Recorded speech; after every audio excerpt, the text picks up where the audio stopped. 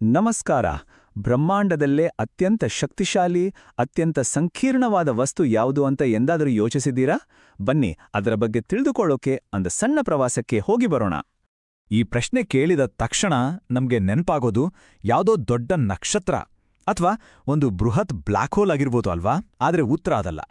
ವಿಷಯ ಏನಪ್ಪಾ ಅಂದ್ರೆ, ಆ ಅದ್ಭುತ ಶಕ್ತಿ ಎಲ್ಲೋ ದೂರದಲ್ಲಿಲ್ಲ, ನಮ್ಮಮ್ಮೆಲ್ಲರ ತಲೆಯೊಳಗೇ ಇದೆ. ಹೌದು, ಅದರ ತೂಕ ಕೇವಲ 3 ಪೌಂಡ್ ಅಷ್ಟೇ. ಅದೇ ನಮ್ಮ ಮೆದುಳು. ಹಾಗಿದ್ರೆ ಈ ಮೆದುಳಿನ ಕೆಲಸವಾದ್ರೂ ಏನು? ಇದನ್ನ ನಮ್ಮ ದೇಹ ಅನ್ನೋ ಒಂದು ದೊಡ್ಡ ಕಂಪನಿಯ ಅಲ್ಟಿಮೇಟ್ ಸಿಇಒ ಅಂತಾನೆ ಹೇಳ್ಬೋದು. ಪ್ರತಿಯೊಂದು ನಿರ್ಧಾರ, ಪ್ರತಿಯೊಂದು ಚಲನವಲನ, ಅಕ್ಷರಶಃ ಎಲ್ಲವೂ ಇದರ ಕಂಟ್ರೋಲ್ನಲ್ಲೇ ಇರುತ್ತೆ. ಒಂದು ಕ್ಷಣ ಯೋಚನೆ ಮಾಡಿ, ನಮ್ಮ ಕಣ್ಣು, ಕಿವಿ, ಮೂಗು, ಚರ್ಮ ಹೀಗೆ ಎಲ್ಲಾ ಕಡೆಯಿಂದಲೂ ಪ್ರತಿ ಸೆಕೆಂಡ್ ಲಕ್ಷಾಂತರ ಮಾಹಿತಿ ಮೆದುಳಿಗೆ ಬರ್ತಾನೇ ಇರುತ್ತೆ. ಅದನ್ನೆಲ್ಲ ಡೌನ್ಲೋಡ್ ಮಾಡಿಕೊಂಡು, ಅರ್ಥ ಮಾಡಿಕೊಂಡು, ಅದಕ್ಕೆ ತಕ್ಕ ಹಾಗೆ ಪ್ರತಿಕ್ರಿಯಿಸೋ ಇದರ ಸಾಮರ್ಥ್ಯ ಇದೆಯಲ್ಲ, ಅದಕ್ಕೆ ಇವತ್ತಿಗೂ ಯಾವ ಸೂಪರ್ ಕಂಪ್ಯೂಟರ್ ಕೂಡ ಸರಿಸಾಟಿಯಾಗಿಲ್ಲ. ಸರಿ, ಹಾಗಿದ್ರೆ ಇನ್ನೇಕೆ ತಡ? ಬನ್ನಿ, ಈ ಸೂಪರ್ ಕಂಪ್ಯೂಟರ್ನ ಪ್ರಧಾನ ಕಚೇರಿಯೊಳಗೆ ಒಂದು ಸಣ್ಣ ಪ್ರವಾಸ ಹೋಗ್ಬರೋಣ. ಇದರ ಮುಖ್ಯ ವಿಭಾಗಗಳು ಯಾವುವು, ಅವುಗಳ ಕೆಲಸ ಏನು ಅಂತ ತಿಳ್ಕೊಳ್ಳೋಣ. ನಮ್ಮ ಪ್ರವಾಸದ ಮೊದಲ ನಿಲ್ದಾಣ ಸೆರೆಬ್ರಮ್. ಇದು ಮೆದುಳಿನಲ್ಲೇ ಅತಿ ದೊಡ್ಡ ಭಾಗ. ಇದನ್ನ ನಮ್ಮ ಮೆದುಳಿನ ಥಿಂಕಿಂಗ್ ಕ್ಯಾಪ್ ಅಂತಾನೂ ಕರಿಬೋದು.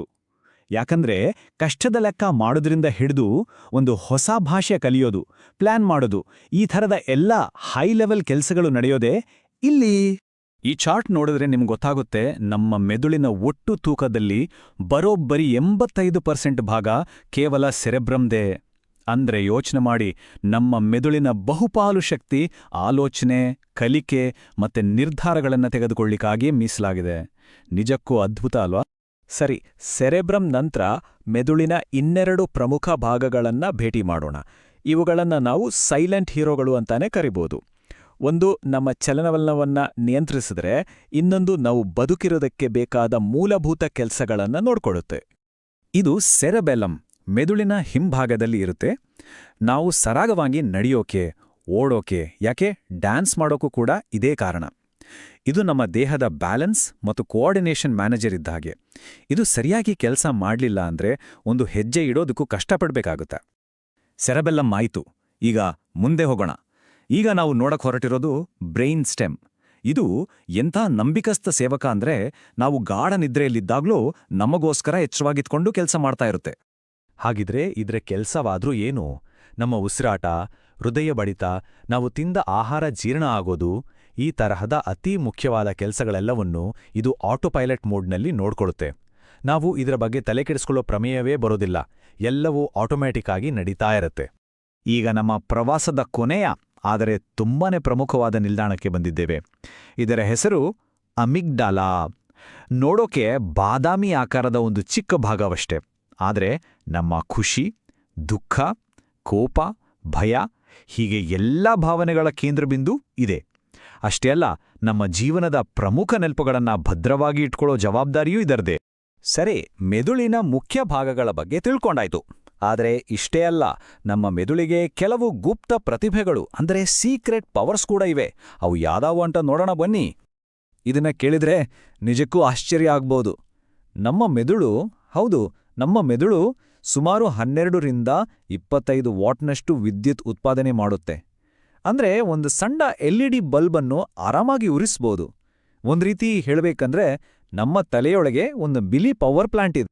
ಇನ್ನೊಂದು ಇಂಟ್ರೆಸ್ಟಿಂಗ್ ವಿಷಯ, ಯಾವುದಾದ್ರೂ ಒಂದು ಸಮಸ್ಯೆಗೆ ಉತ್ತರ ಸಿಗದೆ ತಲೆ ಕೆಟ್ಟೋಗಿದೆಯಾ? ಹಾಗಿದ್ರೆ ಒಂದು ಸಣ್ಣ ವಾಕ್ ಮಾಡಿ ಅಥವಾ ಸ್ವಲ್ಪ ಹೊತ್ತು ವ್ಯಾಯಾಮ ಮಾಡಿ ಬನ್ನಿ.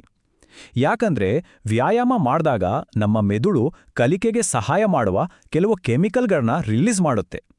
ಆಮೇಲೆ ಬಂದು ಅದೇ ಸಮಸ್ಯೆಯನ್ನ ನೋಡಿದ್ರೆ ಅದಕ್ಕೆ ಉತ್ತರ ಸಿಗೋ ಸಾಧ್ಯತೆ ಹೆಚ್ಚಿರುತ್ತೆ.